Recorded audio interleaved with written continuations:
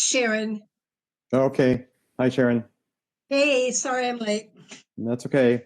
So I'm going to start, and hopefully Ms. Kilgore will join us somewhere along the way, and we can catch up with that. Let me present something here for us to just get started.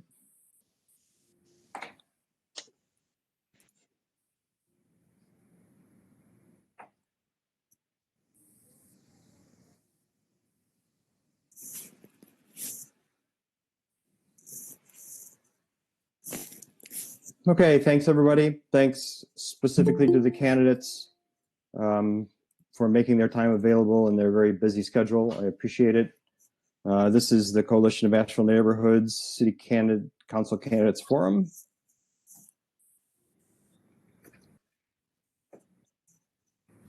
Guidelines.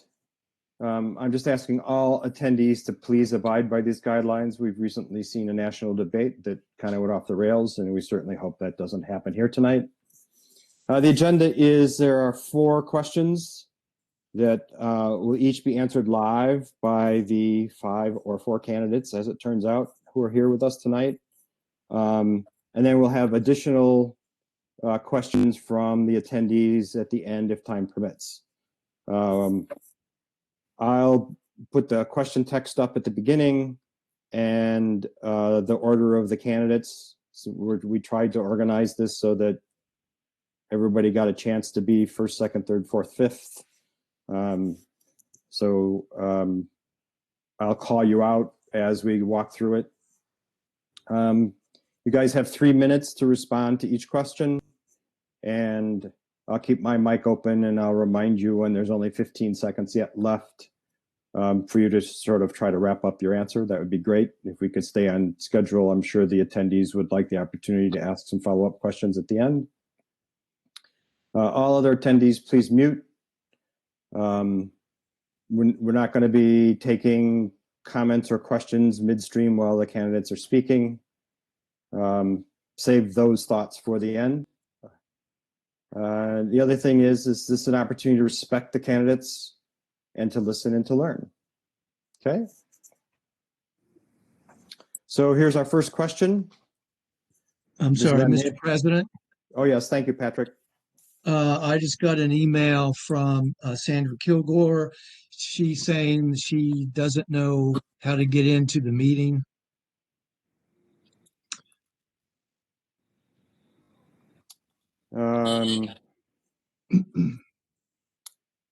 Okay.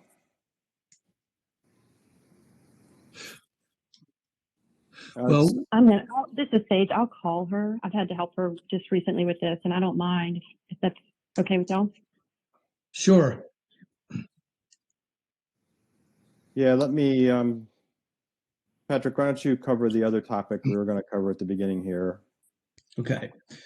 So, hi, everybody. I'm Patrick Gilbert. I'm the Vice President for Government Relations. This is undoubtedly a great evening for the Coalition of Asheville Neighborhoods and a great evening for local democracy. Unfortunately, I have to start the meeting on a more somber note. Many of you know that Barbara Melton is one of the founding members of CAN and has been instrumental in this organization for all of its nearly 30 years of existence, and has been for many years the consummate civic volunteer and voice for neighborhoods. Yesterday, her husband, Donald, who, for those of you who go back with Barbara for many years, would probably know him by his nickname, Turk, died suddenly. And that's why Barbara isn't with us tonight. So I would just like to say that for every other members of the executive committee and the board of directors, I'd like to dedicate this forum, excuse me, in the memory of Donald Turk Melton. Thank you, I'm Patrick. sorry. This is Sage just tuning back in. Did you just say that Barbara's husband suddenly died? Yes. Oh my goodness. Yeah.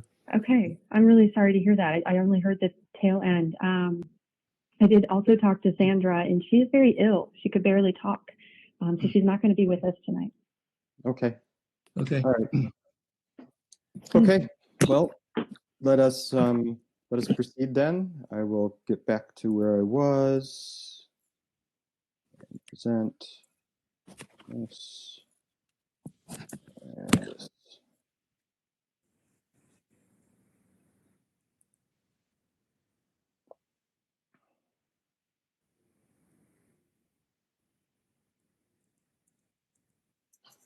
So here's our first question, and this is the neighborhoods one. What are your thoughts on protecting existing neighborhoods from development encroachment, ensuring infrastructure improvements, and short-term rentals? Sandra won't be here, so Rich, that puts you up first. Thank you. So first of all, thank you everybody who's attending. And I'm so sorry to hear the news about my neighbor, Barbara, and her family. So thank you guys for recognizing that and letting us all know. So, you know, I just want to start by saying I really always appreciate you putting on this forum. I have attended it a number of times over various elections, and I at one point was helping organize it as a co-president of CAN. And since neighborhood issues were sort of my entree to city politics, I first got involved in founding my neighborhood association in East West Asheville. I really, you know, I feel a lot like for most of us, the feel of our immediate environs in our neighborhood is the just most basic way that we experience life in the city of Asheville. And when it changes, and you know, many times recently it seemed to be changing for the worse, it really affects our feeling about the whole city. So I when it comes to how neighborhoods can shape their own growth and protect themselves from their unwanted types of influences like short-term rentals or encourage the kinds of growth that they want, like affordable housing or non-traditional housing and things like that. I'm a big believer in the neighborhood plan system, which also, when I was involved in CAN, I helped implement the plan on a page that at least got some version of a neighborhood plan processed and on record for so many Asheville neighborhoods. I believe those should be really foundational documents in how the city approaches development questions in each individual neighborhood. I want to just add, because I don't know what my time is, and I don't know how I'm going to be warned if I'm running out. But I want to just put in a plug for something that I've been talking about since the first time I ran for city council back in 2015. And that is that our zoning code, which impacts so many of the ways that we experience day-to-day life in a city, from what kinds of development and what kinds of tree removal, where sidewalks are built, and what kinds of change impact the traffic in our neighborhood or the view out of our windows even, is more than 20 years old at this point. And when I ran in 2015, we've just been told by experts that it was overdue for a complete overhaul and rewrite even then. So we are approaching growth and development in the city, which is brushing up against 100,000 people living in it, and an additional 70 to 80,000 people a day commuting in or visiting as tourists, with a zoning code from 1997, when city population was something more like 70,000, and growth and the shape of the city looked very different. So that's not a good slogan. It doesn't fit very well on a campaign bumper sticker, and I don't know that I've ever won any votes for it. But one of the first things that I think we have to do, whichever of us is elected, is reapproach the zoning of the city from the perspective of a complete rewrite for the city of 2020. And 15 seconds. that's something that I'm going to hopefully be taking the lead on if elected. Thank you. Thank you. Ms. Rooney. So my name is Kim Roney, and I want to thank you for organizing to represent neighborhoods because I value the work to advocate collaboratively. I'm a piano teacher, service industry worker, community radio producer, advocate, friend, and neighbor, currently serving as the chair of the East West Asheville Neighborhood Association, EWANA. As a pedestrian and transit rider, I'm familiar with the inadequate multimodal transportation infrastructure and have been bringing my experience to serve on the Multimodal Transportation Commission as well as the Transit Committee for 4 years. I've also attended city council meetings and over a dozen board and commission meetings for more than 5 years, reporting back to community through 103.3 Asheville FM, JM Pro, and AVL Community Report Back. So many of us in Asheville are struggling to make ends meet on stagnant wages and fixed incomes as the cost of living rises while the tourism industry strains our natural resources and infrastructure. We need a just transition from the emergencies of the COVID-19 pandemic, climate change, systemic racism, and economic instability. The work that we must do and we can do together is ensure a resilient community takes urgent action to take better care of each other and the planet. This means we need climate justice, deeply affordable housing, a regional transit network, and participatory democracy and budgeting that removes the barriers to participation while ensuring equity in our decision-making around our budget, planning, and policies. So specifically around the questions, what are your thoughts about existing neighborhoods? With healing as our focus, equity as our demand, and resiliency as our goal, we must, I agree, begin the process of updating the entire UDO. And that collaborative work to heal the people and the planet can start at the grassroots neighborhood level and work up through the city, county, and region. For infrastructure, our plan includes participatory budgeting and facilitating our next bond for resiliency in the face of climate change, so we can meet the unique needs of Asheville neighborhoods while sharing ideas and successes together. Planning resilient neighborhoods is more than just housing. It's about making sure our needs can be met in close proximity to where people live and work. We must urgently repair our tree canopy and address food apartheid as part of climate justice. Purposely coordinate planning and development of housing with the equity lens and using smart towns model adapted for Asheville.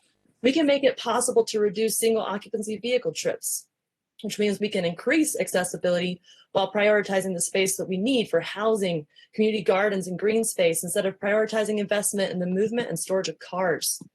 I do support permitted homestays as a small local business, and I know we need homestay representation included as we seek equitable representation at the table for the Tourism Development Authority to ensure our infrastructure needs are met for our residents and guests. And at the same time as wanting to make STRs work for the people who live here, we also have a multi-billion-dollar industry of renting whole homes in our neighborhoods, and it's causing a lot of issues. So I think it's important to engage our neighborhoods for solutions while getting real about what neighborhood resiliency looks like in the people's voice. So thank you again for this time. And I just want to send my condolences to Barbara and her family tonight. So thank you for bringing that up. Thank you. Thank you. Ms. Turner. Oh, we can't hear you again, Sage. Sorry, I forget with the phone, you have to unmute twice. So hi, everyone. I am Sage Turner, and I appreciate you all getting together and all the work that you continue to do as you collaborate. I have lived in the West Asheville neighborhood for about 20 years with my family, and I chair the city's Affordable Housing Committee, which is actually where I came to know Barbara so well. And I'm kind of just shocked by the news, and I appreciate you sharing with us. It's awful news, and I'll reach out to her after this. My condolences to her family. Because of my relationship with AHAC for 5 years, I am very familiar with CAN and the many positions that you all have held and the information you've sent to us. So I appreciate the time and investment you've made into our communities. As to the particular question, so I believe that we owe it to ourselves and our children and our future generations to recognize that people are moving here and we cannot stop that, and that we need to be welcoming. You know, whether it's the wildfires out west or the floods in the south or the hurricanes further east of us, we're seeing a surge in population that is not going to tamper. By 2040, we're expecting to have another 125,000 people in our community. So we know we're a desirable place to live. We know that we're growing. And the question is, how can we protect our neighborhoods? And I believe that the single best way to protect our neighborhoods is to plan for and strategize around that growth to make sure that it is along major corridors. We are going to have the incoming people. We are going to need the increase in housing. And the best way to preserve our neighborhood atmosphere is to streamline it in condensed areas along corridors. Speaking to infrastructure particularly, I wanted to mention property taxes, which is our single largest source of funds as a city, and that comes from almost every structure in the city. So when we build on existing infrastructure, we say these primary corridors, for example, we're utilizing the existing roads and utilities and sidewalks and transit stops and schools. And then each new apartment or condo or house contributes new revenue to the city and doesn't create new maintenance or infrastructure needs. So we're actually creating new revenue without spending additional revenue. And I think that is one of the most fiscally sustainable ways to start to fund some of the other greater initiatives that we have as a community. As to short-term rentals specifically, I think that whole house short-term rentals are extremely problematic, especially during an already rampant housing crisis, which we have. We need all the long-term housing that we have available for locals and we need several thousand more units on top of that, frankly. We need about 3,000 units just to stabilize and slow the constantly increasing prices. I also recognize we need to help keep folks in their homes as utilities and taxes and the cost of living rises in Asheville, which is why I appreciate the homestay model. And I actually have a homestay myself. And I think it's a great solution. It allows a household to rent out part of their house while they are present, which is a key condition, and can help residents maintain their home and equity. Perfect. Thank you. Councilman Young. Good evening, everyone. I hope everyone's doing well. Other than the news that we got at the top of this forum here, I'm sorry to hear that. My condolences go out. I'll jump right in. What are my thoughts on protecting existing neighborhoods from development encroachment? I think, we've done a good job here in Asheville. We have a lot of organized neighborhoods and folks who have moved into areas and put themselves in places where they want to be, where they perceive a certain quality of life and want a certain quality of life. And who better to understand what quality of life you want in your neighborhood, but you and your neighbors. Rich touched on it earlier about the plan on the page.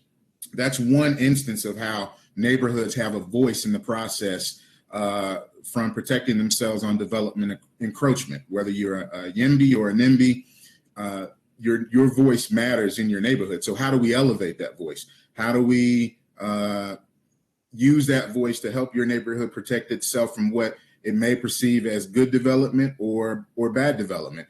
There needs to be a direct correlation from an organized neighborhood. So one, there are organized neighborhoods and there are neighborhoods who aren't organized. There needs to be a direct correlation between certain organized neighborhoods and their plan on the page to when a development starts to happen. And if there is a conflict in where that neighborhood wants their trajectory to go, there needs to be a direct intervention on that to see how the developer and the neighborhood can work through some issues. And there are all sorts of things that are put in place for that. But I think we need to elevate the plan on a page to where even if certain encroachments and disagreements between developers and neighborhoods get to a point to where if that reaches a council level, we get to see directly what is it that the neighborhood is asking, what is this development or developer trying to do, and how can we make both of these things work to forward the quality of life in the neighborhood. So we need to strengthen the voice of the people that are in their neighborhood so they can have a direct say in what happens. How do we ensure infrastructure improvements in our areas? I'm happy to say that since I've been on council, I was instrumental with other council members in creating a bond for infrastructure improvements. And since that time, we've built more roads, we've paved more sidewalks, we've fixed more parks. We've done a lot of work on our water system.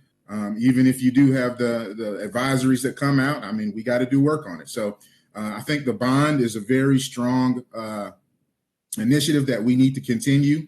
We could have not paved as many roads and built as many sidewalks as we did within these last couple of years without the bond. And it's going to be crucial to moving Asheville forward as Asheville grows and comes out of this COVID-19 economic downturn. The last one, which is short-term rentals, is very problematic. Was that the timer?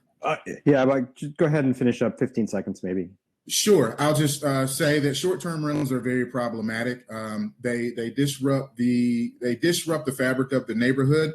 They're not legal in the city of Asheville, but that doesn't keep people from doing them. So we have to figure out a better way of trying to hold that together. I'm a big proponent of people should be able to do what they want to do with their own land, but we've got to figure out a way to balance that, and we're not there yet. Okay, thank you. Let me post the next question.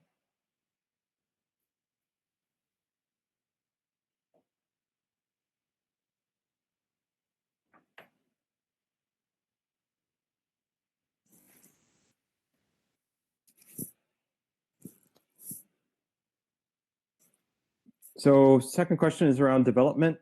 What action will you take regarding developers who ignore current ordinances regarding protection of steep slopes? What are your thoughts on allowing residents to split lots for infill development? You are on such a roll, Kennedy Young. We're going to let you start this right now. All right, I'll try not to take up too much more time than I did the last time. So what action will I take regarding the current ordinances for steep slopes? Well, you know, if a developer violates that right now, that's a zoning violation under our city code. It's plain and simple. That type of violation, I believe, carries a civil penalty of $100 per day per violation. If we have come to the conclusion as a council and as a community that these stipulations aren't harsh enough, then we'll need to go in and retool that and figure out how do we add more teeth to that civil penalty and violation in our city code. The second part of that question, I believe, was about splitting lots for infill development. Hey, that's great. I think that's awesome. I'm an affordable housing advocate. I think that's a good way to get more bang for your buck on the land. There's one thing that's not being made more of, and that's land. So if residents are able to split lots for infill development and get more, put more homes in places that's going to cost a little bit less, then I'm all for that. Okay. Ms. Turner. Okay, I believe I correctly unmuted. You did. So I'll follow suit on the violation. So if a developer is not meeting the protections of the steep slope, there should be fines and violations and eventually stop orders. And we have that authority as a city. When I saw this question, I wasn't sure if it was directed at a particular incident that happened in the community. And if so, I might not be aware of it because it is a zoning violation and we do have those protocols. Now, if the situation is that we are not getting the outcomes we want or thought we would get from the ordinance as written, then that means we need to review and potentially update that ordinance. As for splitting lots, I think that some lots that meet certain acreage and frontage and access requirements can be a great way to achieve low impact infill and create inherently affordable and accessible housing. And again, utilize that existing infrastructure I mentioned in the last question. I do think it's the right thing to do to let those who want to add a well-planned house or a garage apartment next to theirs on their land to do so and to contribute to our ongoing housing needs. I would say the same for ADUs and granny flats and garage apartments. Now, knowing this and knowing my history with AHAC and CAN's position on this, I frequently recall some concern coming from CAN on this, particularly in East Asheville. And Barbara always shared it as a concern for increased impacts on existing infrastructure and infrastructure not being able to keep up with it. So I do support this, but I also wanted to relay some information that might make some of y'all that are worried about it feel a little better. So when I joined AHAC 5 years ago, we were seeing a splitting of lots or an accessory dwelling unit at the rate of about one per month. So one ADU per month somewhere in the city of Asheville, which really isn't enough to feel overwhelmed by. And with all that we've done, and I believe we need to do more in general, we're now seeing about 3 a month. So about 36 a year accessory units or, shared units on a lot. And it's not particularly a split lot, but sometimes is. And that's about 3 a month per or 3 per month, and that's really not a lot to overwhelm a neighborhood. So I don't want you to fear this as a solution. It can be a really powerful solution, and it often brings inherently affordable uses. So aging in place, or student housing, or now if you're in the middle of a pandemic, it could be your home office, it can be a child's schoolroom or a neighborhood classroom, depending on how everything goes. So I do support splitting lots, and I do think it's a great opportunity for many neighborhoods. And I think there could be some design guidelines around it to make sure that things blend into the neighborhood and don't overwhelm, or that certain practices or policies are engaged to make sure that it's meeting the community's goals. All right, thank you. Thank you. Ms. Rooney. So regarding developers who ignore current ordinances regarding protection of steep slopes, too often I see a lack of response to complaints and accountability violations, or too many variances to our ordinances. So as we rewrite the UDO, we must intentionally address infill on and adjacent to major corridors with solid infrastructure while protecting our natural environment and resources. Steep slope restrictions will be part of a careful review to protect our ecosystem for our community now and for future generations. So regarding splitting lots for infill developments, in general, I support subdivision of lots with accountability as an important tool for dense infill development, as I said, on major corridors. But I want to add that supporting accessory commercial units means supporting locally owned businesses and services in our neighborhood, which is the Asheville way. I'm a piano teacher and I work out of my home right now. It's all virtual. But being able to do so in our neighborhoods can decrease overall vehicular traffic. And having attended council meetings for more than 5 years and reviewing neighborhood decisions made during that time, I know that not every development is the same. So I'm going to look forward to reviewing changes to planning, zoning, and the UDO with our neighborhoods as we consider our neighborhoods as part of the network of Asheville community. Thank you. Thank you. Mr. Lee. Unmute first. I was sitting there saying I need to hit unmute before I start, and then I didn't do it. So I want to talk about this from the perspective of 2 developments in my old neighborhood, in Kim's neighborhood. One of them is the one right on the corner of Amboy Road and Riverside Drive, where there was the Riverview Drive, where there was the landslide down at the park a month or so ago.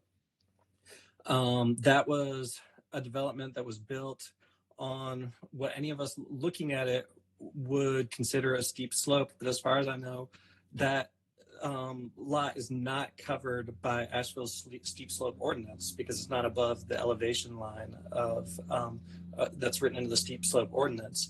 And yet the engineering and the land management of that subdivision, by anybody's standards was inadequate. So we're not talking about a place where necessarily a violation of the steep slope ordinance is happening.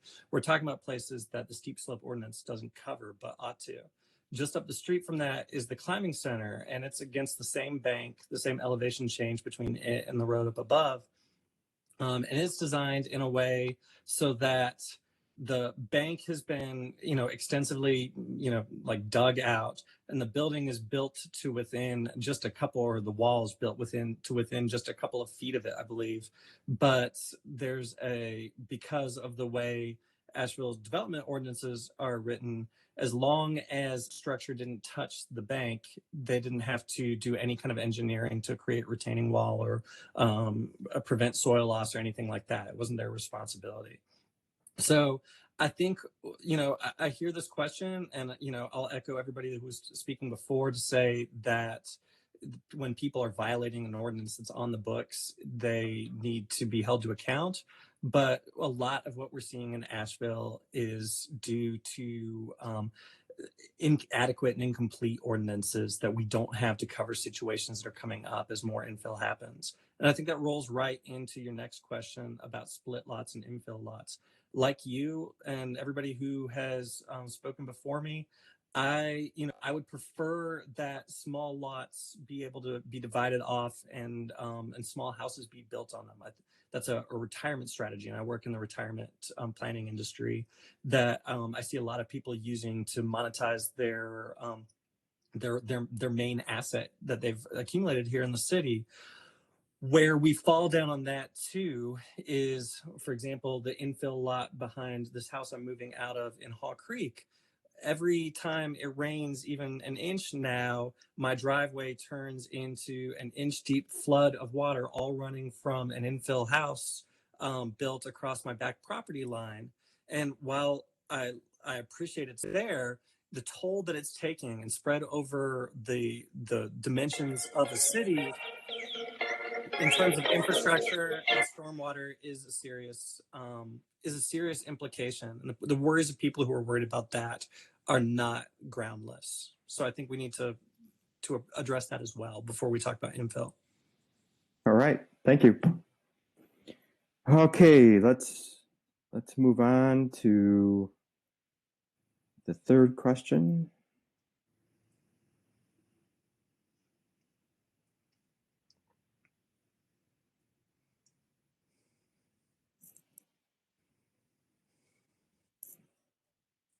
Public input.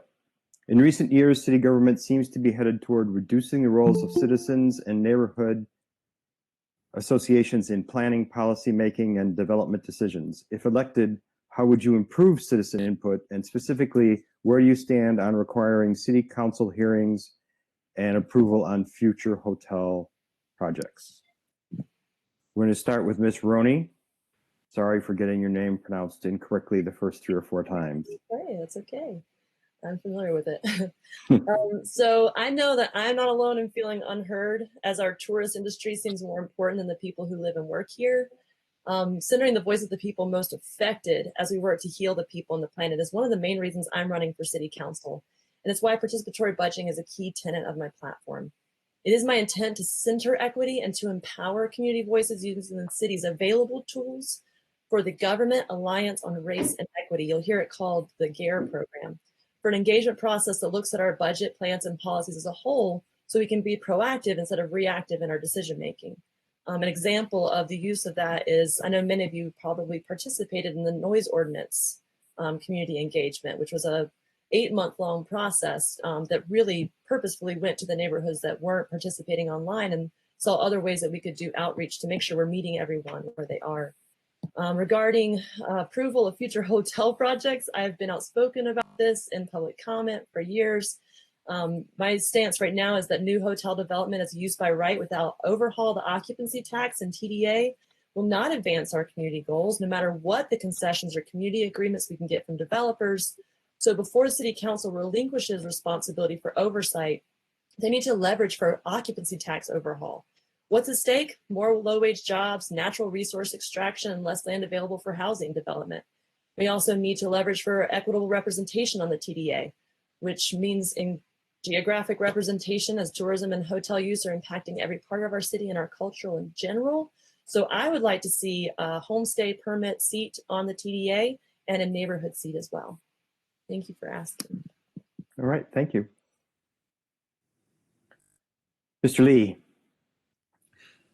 So I'm going to echo some of Kim's sentiments. I think the way the city has continued to ignore voices coming from the community, organized voices, and having done this and the work that y'all are doing for years, recognizing the effort and the heart and passion that go into bringing together voices around a community or around a neighborhood or just a block around an issue, and learning the ropes of how to approach your city council members or what the levers of government are. And the way that I've seen those efforts, even I would say denigrated, even mocked, is just a really unfortunate aspect of the direction that city council has gone in recent years. And so, I know many of you who are on this call, and I know many of the people in our community. I don't know what to say to that other than I think y'all know me. I think you know me as a person that you can come to, that if we disagree, I'm going to hear you out and try to find a win-win solution to us. If you have a question, I'm going to try to point you in the right direction. If you have an idea, I'm going to try to figure out how to make it work. And on council, that the pride of place and my attention is going to go to these groups that have a lot of history and a lot of institutional knowledge and a lot of knowledge of their communities coming forward with ideas and suggestions and needs. And so I can vouch for that to you. As far as hotel approval by city council, I do not agree that that is the correct place for public input.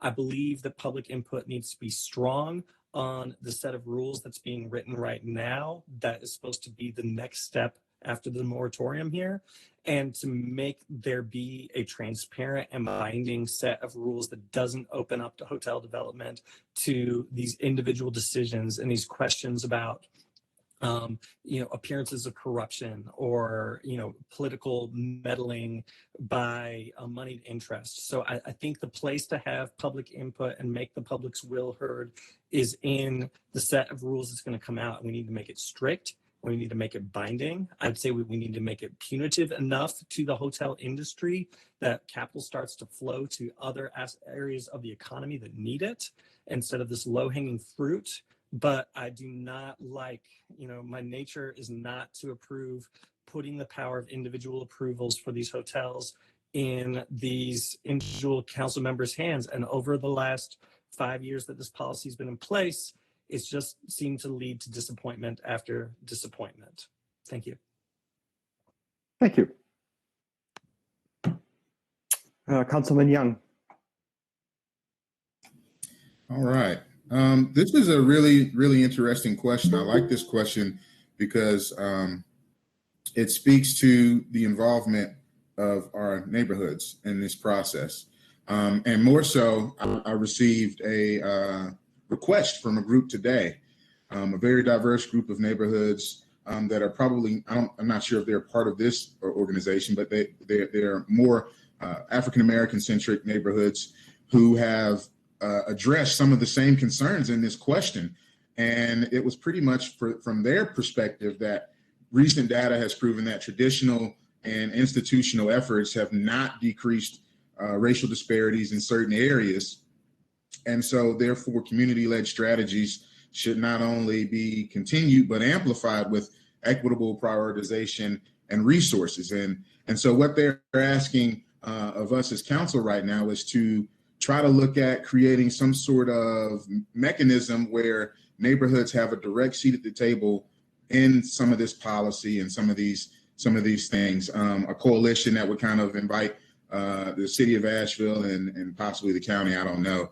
I haven't gone through their whole proposal, but allow them to work collectively and strategically towards shared goals of equitable communities. And I think equity is something that's not just, it's not just black or white. It's one of those, the quality of being fair and impartial. And I think when you talk about being fair and impartial, that needs to happen with our neighborhoods, how they interact with the mechanisms of government to make sure that the quality of life in their areas of where you're living are being projected in a way that continue to present itself in a way that you're happy.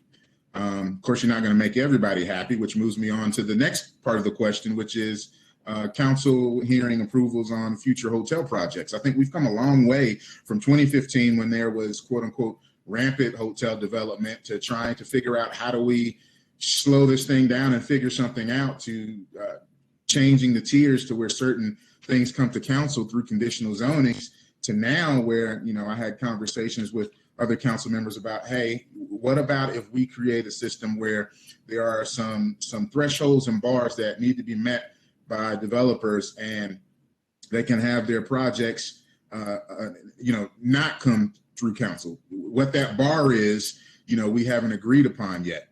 And then there's that other part that sticks out on the end. It's like, should these ever come to council?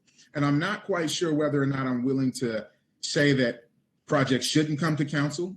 There definitely needs to be public influence. I think we talked about here earlier tonight where neighborhoods feel like they don't have a voice. When we talked about the plan on the page, and I talked about having neighborhoods direct correlation to the policy and the process and what's going on and what they want in their neighborhood. And I think council is a good way. You elect us to have a voice for you. And so how do you exercise that? Yes, we could check a few boxes and have development move through to where it doesn't get heard on a council level. But what about the most extenuating circumstances where a community really feels like they need a voice at the table and they want to be able to put that forward? So I'm not really sure whether or not I'm willing to have that go away just yet, but we're still working on that. And community has a great opportunity while this process is going on to voice their opinion on how we want it to move together, want it to move forward together. All right, thank you. Ms. Turner. Thank you. So, this is an interesting question. I feel like in my life and in the work I've done with the city that I've always prioritized community input. Even in my current job, because I serve as the finance and project manager for the French Broad Co-op, which is community owned. And I'm overseeing the construction that we just started on our expansion. We had years of collective input. So I just really value community input. And I would hate to think that the community is feeling that they're being shut out a little, or that is in decline. So, I think I'll echo what someone said. It's all in who you elect. If we can get enough people up there that really value community input, then we'll see stronger opportunities for it. I will say that COVID had some interesting impacts on our input. So we shut down all boards and committee meetings for many months, some as many as 6 or 7 months. I don't even think all of them are quite meeting yet.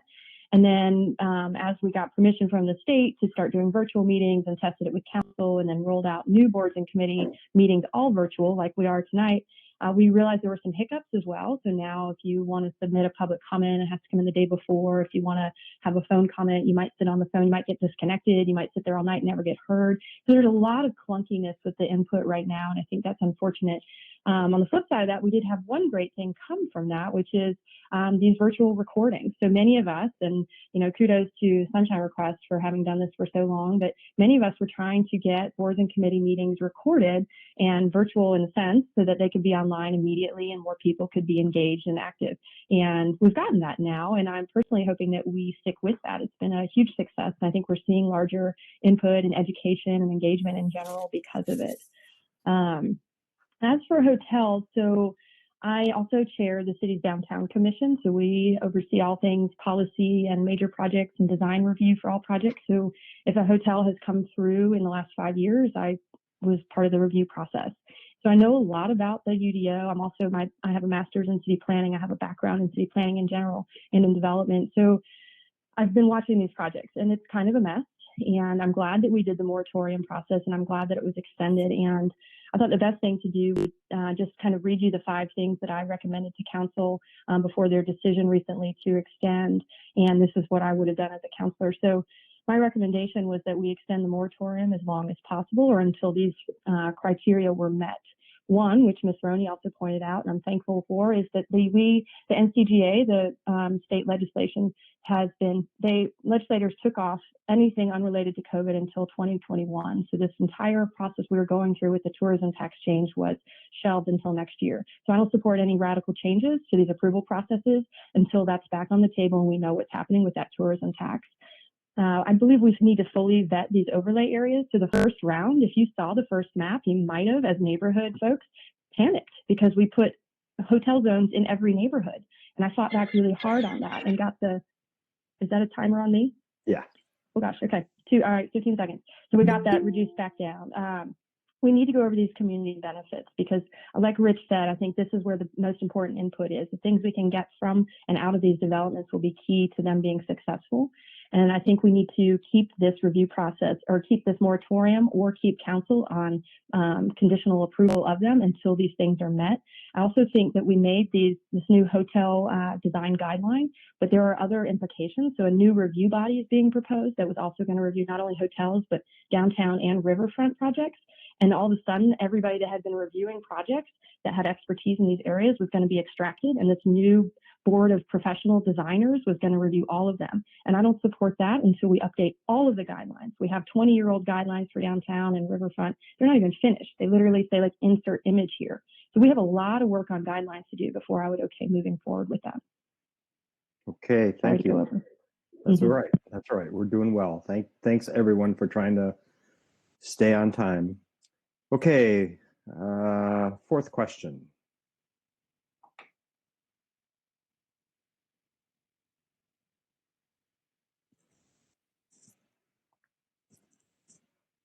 Policing.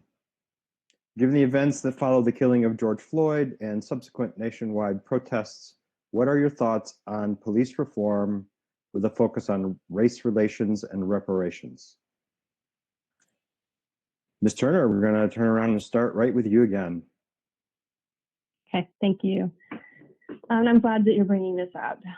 The murders of George Floyd and Breonna Taylor, our own A.J. Marion and Jerry Williams, there's so many others, they're just heinous. And I think we can all feel the unjust nature of what is happening right now, and what's particularly with Breonna Taylor and her murderers not even being properly arrested or charged. So I think to create real change, we have to unpack the roots of the situation. We have to own our history with segregation and with redlining and urban renewal in Asheville. We participated in this. We participated in the decimation of our neighborhoods and Black business districts too. And how we came to this place and how we need to actually spend more money and more time and more energy to repair, I think is going to be part of the solution. And, you know, as far as policing and how we've gotten to this place where we have a force that is heavily armed and punitive in nature is becoming more and more alarming. I think people in general need more help, and more, especially the pandemic and everything that's happening in a possible recession. And we're seeing that those that were most vulnerable are actually being impacted even more. So I see reimagining public safety, that's how I've been terming it, reimagining public safety, as a way to kind of check ourselves on the unnecessary violence and militarization of our police, and to begin the hard work of restoring folks and getting them the help that they need. This could be a variety of things. So I recently talked with the Habitat for Humanity folks who they received some CARES Act money through the state and through the city, and then to them to help with homeless outreach. And I was checking in with them about the program and just saying, you know, what do you think about this reforming of the public safety, and could you participate in some way? And they're absolutely ready and willing and able to help. So I think some of these relationships, it's going to take time, but some of these things need to happen. We can, instead of sending police officers and armed officers to a homeless situation, we can send someone that can actually help provide them with housing and get them back on their feet. And if we have someone that's experiencing a mental health crisis, then by all means, send someone that specializes in mental health and not necessarily an armed officer, which, as we've seen time and time again, can actually create more of a response and more harm to an individual, and even get into critical life and death situations. So I do think there's a lot of work to do. I think it's going to take time. As far as the reparations component, this is something I care a lot about because I'm so passionate about affordable housing, and I understand the history of how we've extracted generational wealth and kind of de-equitized Black Asheville over the last several decades, since the 30s really. And I believe that ownership and equity and beginning that generational wealth is really at the root of some of these problems. And it's one of the key things that I would like to work on in council. So we need to find pathways for folks to establish themselves in our community and to make everyone feel safe. And right now, that is not the case. Everyone is experiencing policing differently right now. And I think we have to respect that as a community, as leaders, know that how we might feel, how I feel about policing may be different than the person next to me, or many people on this forum. So sorry, I'd go over time again. Thank you. Thank you. Mm-hmm. Councilman Young. Yeah, thank you. In this moment, you know, we have a lot of issues to deal with that basically affect all of our citizens. Moreover, the death of George Floyd has definitely been the catalyst to this nation's largest civil rights movement, a movement that I've said before is supported by Black Americans, but also our white allies to the Black community, allies that I'm thankful for, and I deeply appreciate. But nonetheless, this is a movement that largely describes the treatment of Blacks in America for a sustained period of time. What we're witnessing, not only here locally, you know, this isn't just the city of Asheville issue. These are issues that local municipalities and diverse communities across our country have to wrestle with through a larger context within American history. And what has happened throughout it that brings us to this very point in time. We are definitely at a precipice where action needs to occur. And it's not just going to be, you know, how we move the money around. It has to be more about how am I going to be policed as an individual who is affected by the disparities in policing as a Black man, or say a Black woman, or whomever. And so it's going to take a lot of people at the table. It's going to take police unions. I've done some work with them. It's going to take the officers. It's going to take the community. It's going to take everybody at the table figuring out what is going to work best to bring all of these things in line. As far as reparations, again, Black people in this country are dealing with issues that are systemic in nature. Reparations is a very complex issue, and it requires a solution that looks beyond what people may think is payments or checks or whatever. The same systemics that allowed our Confederate statues to go up and the disparities in policing to continue are the very same systemics that recycle itself generation after generation and still remain, leaving us as Black Americans with disparities in so many areas. We need to be made whole in healthcare, education, employment, criminal justice, business ownership, home ownership, overall equity, and of course, generational wealth. I think my comments at the last city council meeting and expressing my displeasure in what's going on with our equity department speaks volumes. This is something that we need to help fix the systemics that are going on, not only within our city, but there's some things community-wide that need to happen. And equity is a big part of that. It's a big part of being a mechanism to helping voice those folks who are not in the room. And it's not just about Black or white. Equity is the quality of being fair and impartial to everyone. I've said this before, and I'll say it again here tonight. A rising tide definitely lifts all boats, but all boats can't ride the wave if you're not prepared to do so. And so when we talk about policing and we talk about reparations, we have to understand that this isn't a us and them, it's a community issue. And there are historical issues behind all of these things that we're talking about tonight that have to be taken into a larger context. All right, thank you. Thank you. Mr. Lee.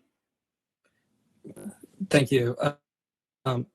So I'll just start by saying that when I've interacted with any of our Asheville Police Community Resource Officers or school resource officers, I've had a tremendous experience. And I've heard that from members of the community, both Black and white, that, Asheville Police Department employs or employed, people that were meaningful, that were mentors to their communities and their school populations and parents and families. And, I think that's worth recognizing. I think at the same time, we have to say, and, I'm so, appreciative of the diverse coalition of grassroots leaders who have brought this to such a head in our community and communities across the country, that the status quo of that our model of public safety in Asheville and in so many communities across the country is it bakes in injustice, bakes in a dangerous status quo to people like Keith and his family and so many others across Asheville that I think we all recognize at some level can't be allowed to continue. Now, that doesn't mean that we have to give up public safety too. And, I'm cognizant that when there are spikes in violence, like there is going on in Asheville right now, when there's a spike in shootings, like there are in cities across America, both Democratic and Republican for that matter, that the first people that are victimized are not people that look like me. They're Black people or women, they're children, they're people that live in underinvested neighborhoods. And so I don't know what the solution looks like. I don't know if any of us necessarily do. I think there are good models out there of shifting resources to unarmed responders, to train mental health responders, using a housing first model to move the homeless population of Asheville into stable living in a way that reduces what we call crimes of homelessness and petty crimes around Asheville. I think there's plenty of evidence to say that the level of violent crime in Asheville doesn't warrant the amount of police resources that we have tackling things like open beverage containers and things downtown that don't need an armed responder. So I want to go ahead and say before my time runs out that when the newspaper asked me the other day if I would cast a vote for a 50% reduction in a police budget with those funds shifted to other community resources and programs, I said yes. And I'm aware that decision, any decision that I can feel comfortable with, that is a process and a ways off. But I'm planting my flag to say we can't just say status quo is the only way that things can be. We need a Manhattan Project, a moonshot of public safety re-envisioning at this point. And what that's going to produce isn't going to come from me. It's going to come from every corner of the community. But when that time comes and when that vote comes that says, without sacrificing public safety, we can shift resources from the current model of law enforcement to, an extent that would have been unimaginable a few years ago, I'm going to vote yes on that. Okay, thank you. Ms. Roney. Sure. Thank you for this important question. We have a lot of work ahead of us to reimagine public safety because the culture of policing as we know it isn't safe and doesn't represent safety in every neighborhood. Having participated in the growing chorus to move millions since 2016, I just want to name that these requests aren't new. I hear and stand in solidarity with demands of intergenerational Black, Brown, and Indigenous leadership, the Racial Justice Coalition, and Black AVL Demands, which is calling for divestment from police and investment in Black communities, and that 50% of the APD budget should be invested in long-term safety strategies, including supporting Black startups and businesses, eliminating the racial opportunity gap in Asheville City schools, and funding an all-civilian oversight committee with the power to hold APD and individual officers accountable. I've offered some ideas about how public engagement and participatory budgeting can be part of hearing from the community on what makes us feel safe, and I've linked to some of the work that's already being done in our community that we can amplify. So please check out Reimagining Public Safety on kimroney4asheville.com. The Cahoots model from Eugene, Oregon is being talked about in our community and in City Hall, but we already have existing mobile crisis response and beloved street medics team that we can amplify and expand right now. We also have to look at the more than 137,000 calls that were routed from 911 to APD in 2019 and consider that we're often sending the wrong person with the wrong tools for the task at hand, and it's causing harm. For reparations, we need to get in right relationship with each other. We have to acknowledge the truth and work towards repairing the damage that's been done. Many of the historic Black neighborhoods that were devastated by redlining and urban renewal were centered around what we now call mixed-use development. And if Asheville hadn't stolen the land, these neighborhoods and cultural centers would still be vibrant cornerstones of our city. So I'm looking forward to the details as we anticipate from intergenerational leadership in the reparations committee, which I will expect to heavily rely on for land and facilities and zoning and funding. Look at the Asheville Buncombe Community Land Trust. We're just really fortunate that in our community, we hear generous requests for healing and repair, which will impact our entire community's health and well-being, and I'm hopeful will be a cause for celebration. Thank you. Okay, let's take a deep breath here for a second. We've been running pretty hard for an hour now. So we are, first of all, let me thank all of the candidates who are here tonight for doing your best to stay around 3 minutes. I think we all did an awesome job. I think some of you had your own timers going on the side, and some of you were counting on the ugly sound out of my iPhone to cause you to come to a close. So we're moving from the structured part of this to the one that's going to be a challenge, which is to take some questions from attendees. So let me share sort of some guidelines that I put together about how to do this before everyone just launches.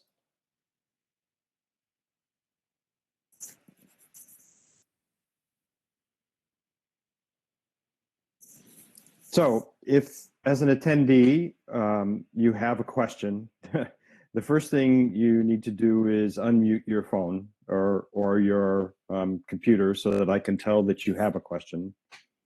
I'll try to reach out to you and give you the floor at that moment in time, but you need to give me your name because not all of the names are clear here on the Google Meet. I'll call your name to give you an opportunity. Please identify what candidate or all candidates the question is directed to and concisely state your question. And then I will turn it over to the candidate or candidates who have been asked to answer that question and be as concise and appropriate as time allows. We're going to stop promptly at 8:30. Since we got through the primary goals here, this is the optional period for everyone. Everybody's time is really valuable, and I don't want to drag anybody on to 9 o'clock or 9:30 or 10 o'clock tonight. So I will, as we approach the 8:30 time frame, I will ask whoever's speaking to sort of wrap it up and then say a few parting thoughts. Okay? So with that, I'm going to stop hogging the center of the screen, and I'm looking for somebody who has a question they wish to ask. Joel. Does that mean I go? That means you go. Okay.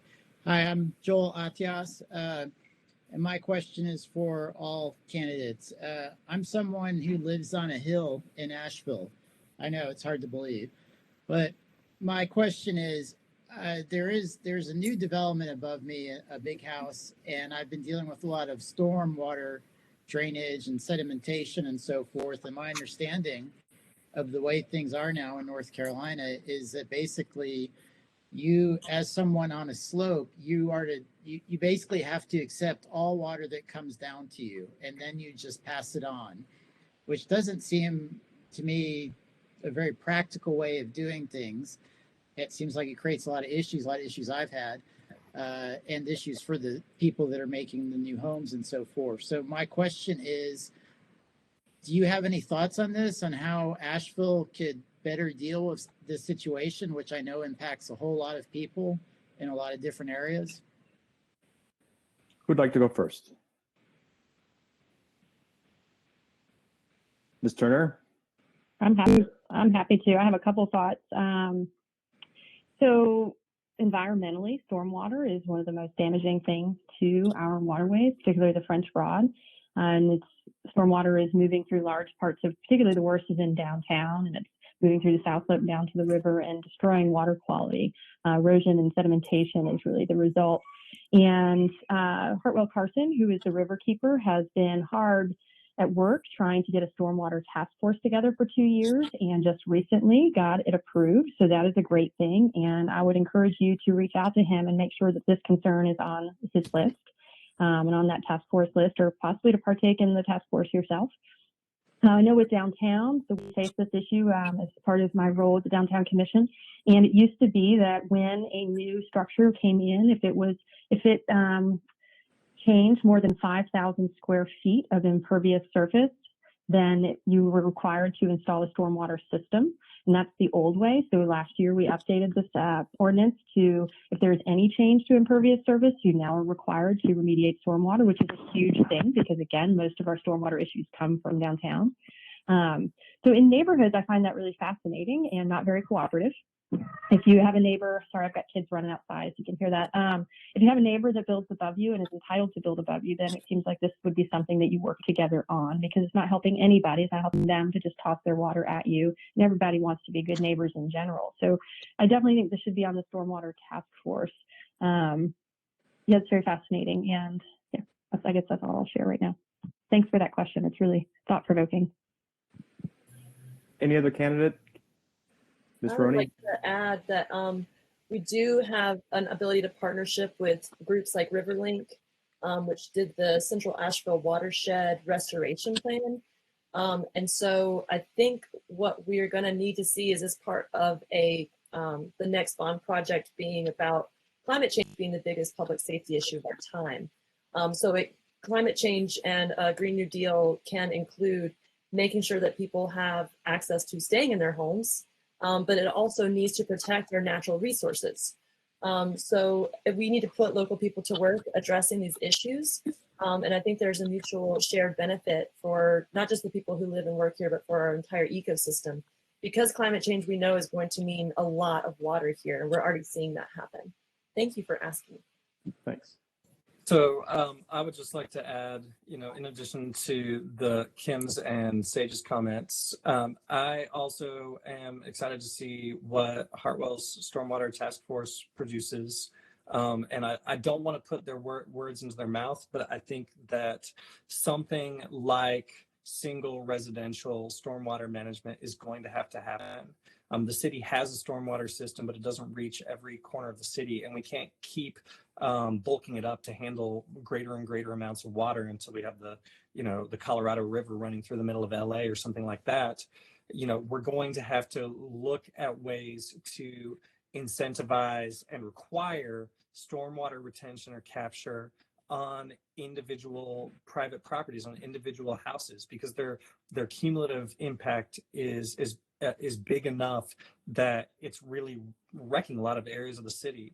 And as bad as we are at this, and as behind as city policy seems about this, we're light years ahead of county policy. And so we need to start already making sure that the county adopts more of an urban style stormwater management system or policy that's closer to what we have in the city. Because when you look at something like the Crossroads development that's being built just across the city line in Buncombe County in West Asheville, what you're seeing there is that county rules don't even give the impacted residents of that neighborhood the tools that we would have in the city to address that and require the developer to address stormwater impacts. So the good news is it is in the city's power to give $100 property tax rebate if you capture stormwater on your property. It's in our city's power to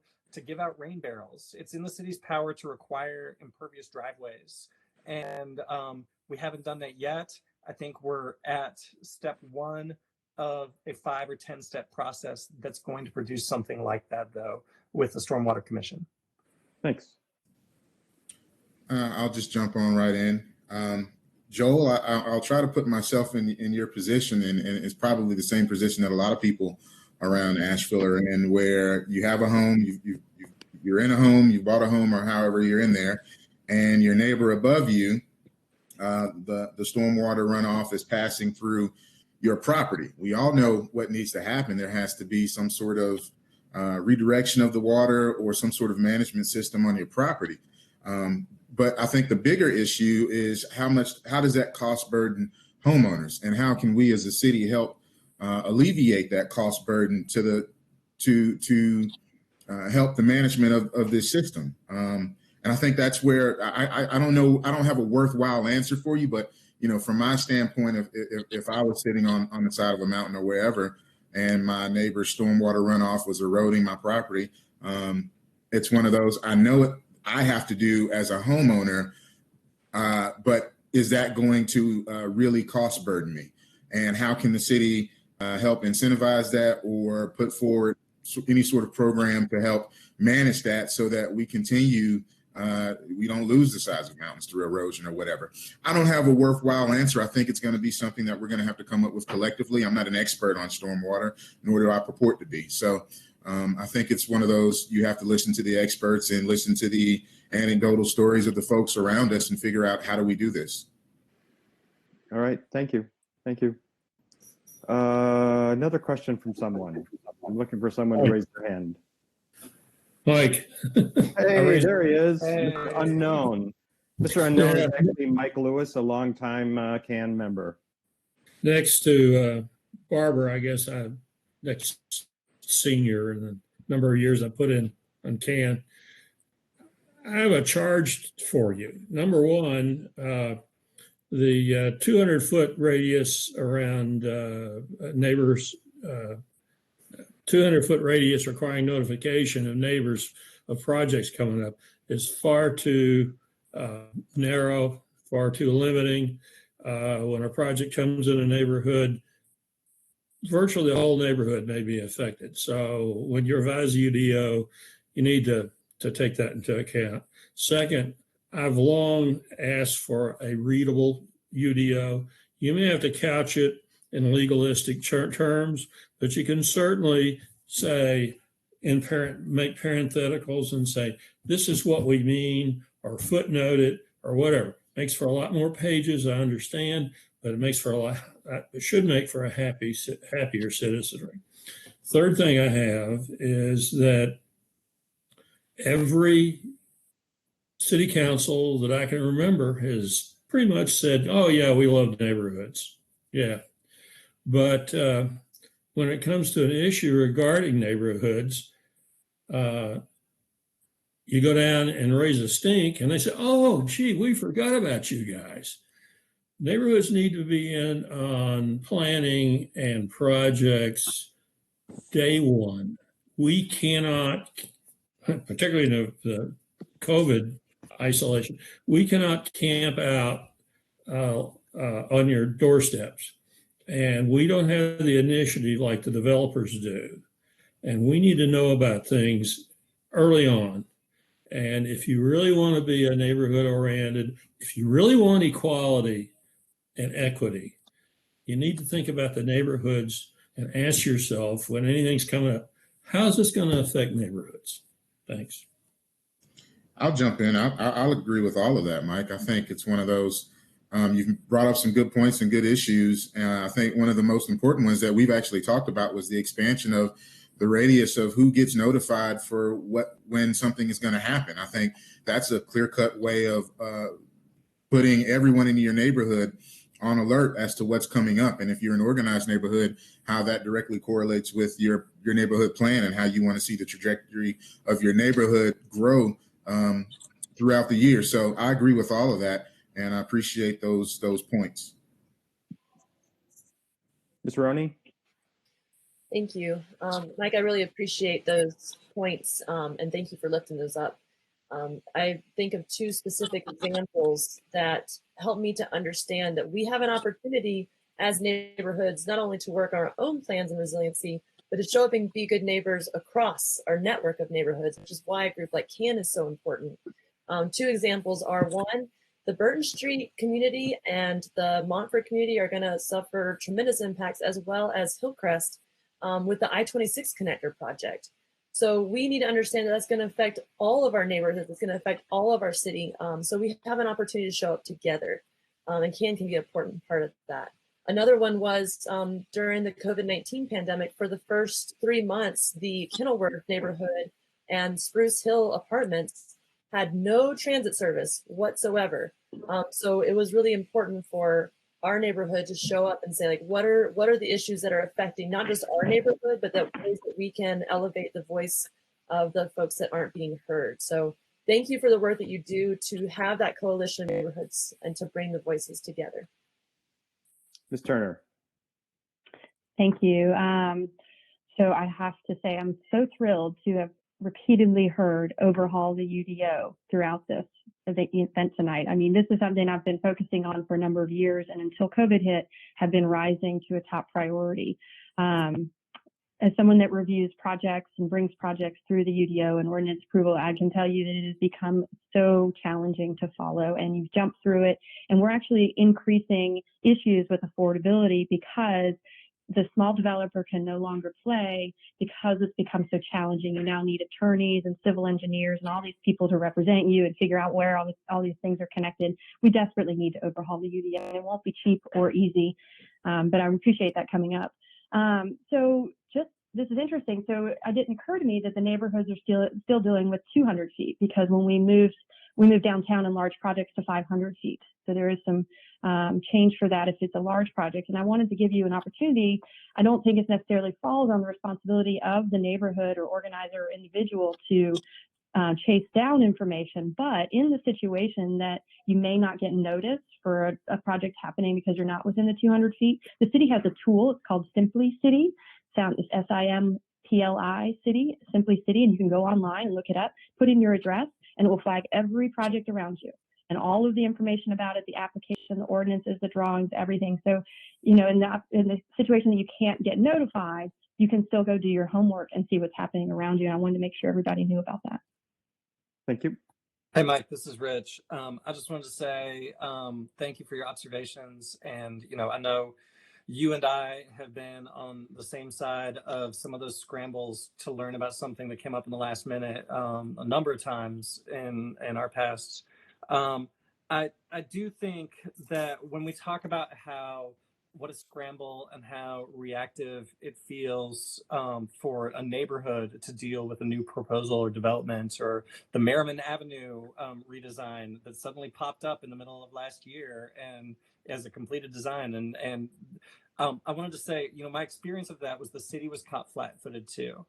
And we have had, from the council level on down, this string of crises, and some of them, were not predictable. I don't know if any one of us at this time of last year would have said that we would be in the 8th month or 7th month of a global pandemic and shut down by now.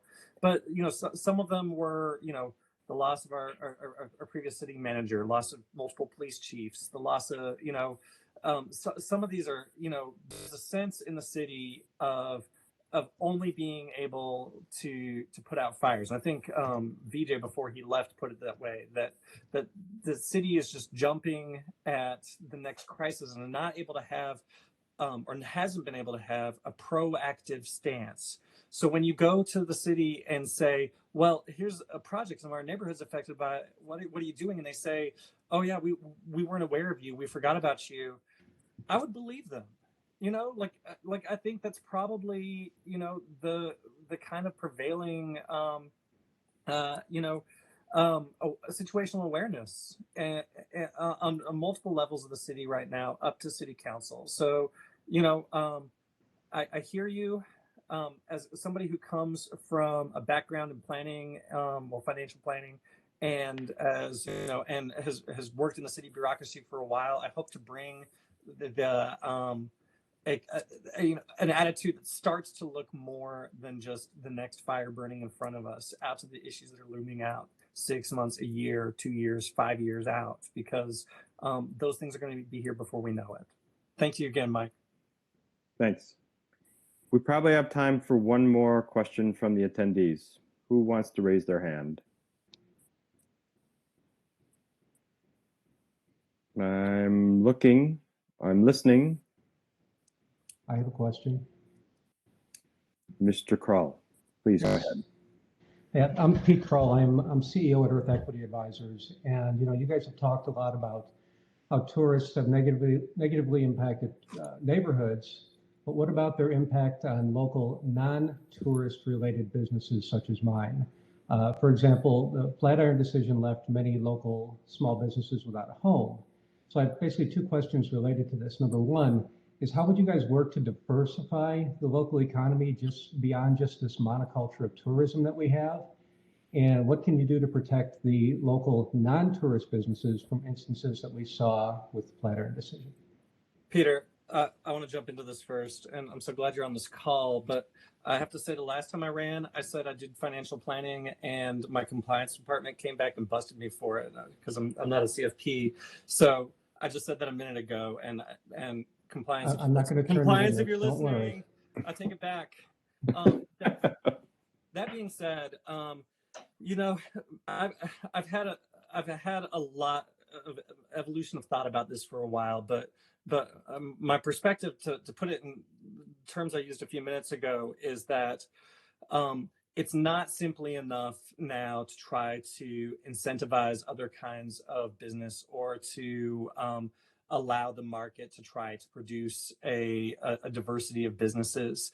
The hotels are such low-hanging fruit for profit that they are absorbing capital. They're absorbing property that would otherwise go to business space, and not just the Flatiron building, but empty lots that otherwise would go to housing development or things. It's too tempting, and there's too much money there. And so I've come around to the feeling that the city needs to take a position that strongly disincentivizes hotels, because the market is not going to produce that effect on its own anymore. It's just too lopsided. And that's not something that I say very lightly. And I know, people who've said it in previous elections have gotten flack for it, but I think that's where we are. When you look at the jobs numbers that just came out today, Asheville metropolitan area, our 4 counties lost 50,000 jobs between March and May.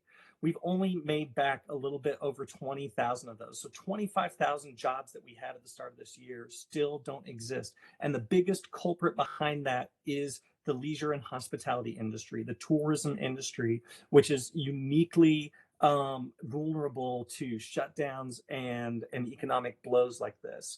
The industries that fare the best, healthcare, construction, finance, information technology, that have basically already returned to their February levels, are still being dragged down with the rest of our local economy because of the impact on tourism. we can't just have a carrot approach to other businesses now. We have to have a stick approach to hotel development, I've come to believe. Thanks for your question, Peter.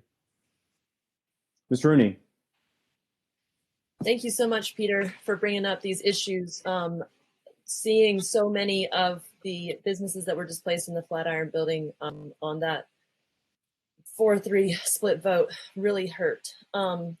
So one of the things when I'm looking at the AVL Greater Plan and I'm looking at the city's stated goals and like what we say as a city that we are going to prioritize as being an equitable and diverse community, a well-planned and livable community, a clean and healthy environment, have quality, affordable housing, have transportation accessibility and the thriving local economy.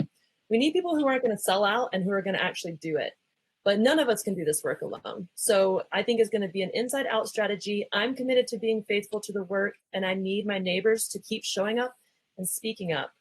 But I've been a piano teacher for 21 years and my piano students tell me that the city has no love for them. There's no affordable housing. Their parents are working 2 jobs and still not able to make ends meet.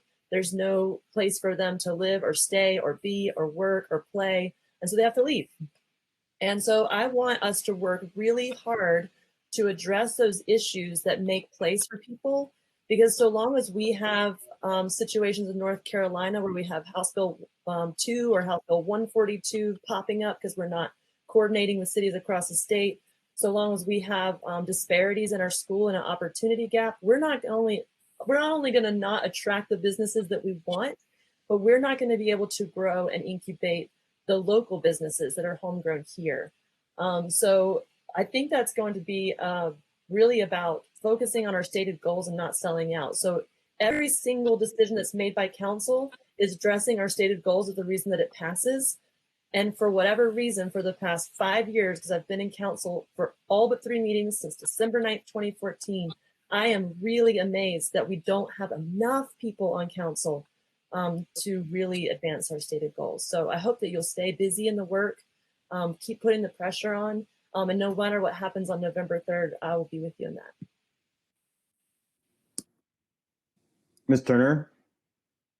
I'll just add something quick because I know we're running out of time.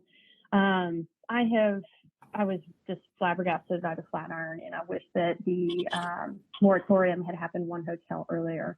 I fought very hard against that and rallied the businesses inside and helped organize them, and then got kind of leveled by a threat of civil suit from their development team. So that's the level at which they were playing, and I had to disengage. Quite remarkable. What we're really talking about here is economic development. And, we look to the chamber for this. We look to the county for this. The state programs are not great for inducing new economic development. But what I will say, having been in rooms trying to recruit tech companies and create commercial spaces that would attract them and better wage jobs in general, I hear the same thing over and over. And we all recently interviewed with the Chamber of Commerce, and I brought this up, and they agreed. This is something we consistently see, and that is relocating companies or companies that are considering startup in Asheville are immediately hit by our housing prices. So a company that wants to relocate to Asheville has to concede that their staff will basically take a pay cut because they have such a higher cost of living here. And it has pushed many businesses away. So as what I consider to be a very strong housing advocate for the city of Asheville, I would say that this is tied up in our housing as well. And until we get that right, we're not going to attract the businesses we want. They can't afford to live here. Thank you. Can I answer as well? Please. All right. I think in the moment that we're in right now, the economic activity of the entire United States is definitely plummeted in the wake of the coronavirus pandemic, and unemployment has definitely soared, largely to the result of basically social distancing policies that were designed to slow the spread of the virus. The depth and speed of our economic decline has definitely been massive. And so when you talk about diversification of businesses in the area, I think one has to also think about, before we can do that, we have to undergird the existing structure that we have right now just for economic stability. And it takes a lot of work to open a new business. You have to arrange financing, find a location, get suppliers, hire workers. If a business declares bankruptcy and shuts down during the pandemic, the whole process will have to start all over. And so that's going to take time. That's going to take money and make the recovery slower. And so in addition to, once our total economy reopens, businesses are probably going to be fearful that they might have to close again, either from a resurgence of corona or from another virus or whatever. And it may be less likely for a business to invest in new equipment or invest in new research and development. And so that decline in investment could make the business less productive than they would have been previously. And that what that does overall is that holds our overall gross domestic product down as a whole country. You also have to think about the loss of human capital. The relationships between workers and firms is definitely valuable. Employers and workers typically probably spend a great deal of time trying to find a good match. We have to have workers in our system that are ready to acquire those firm-specific skills and knowledge to be a part of whatever's new coming here. So when businesses when businesses during COVID laid off their workers during the lockdown, those workers had to start looking for other jobs.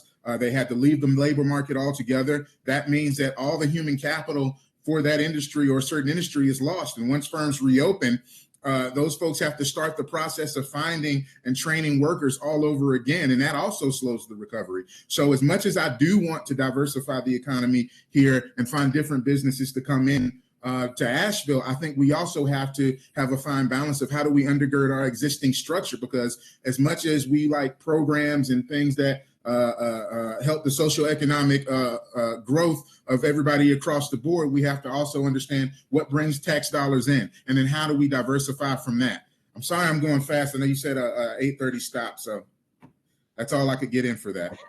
You did awesome. All right. Well, we're at our stop time.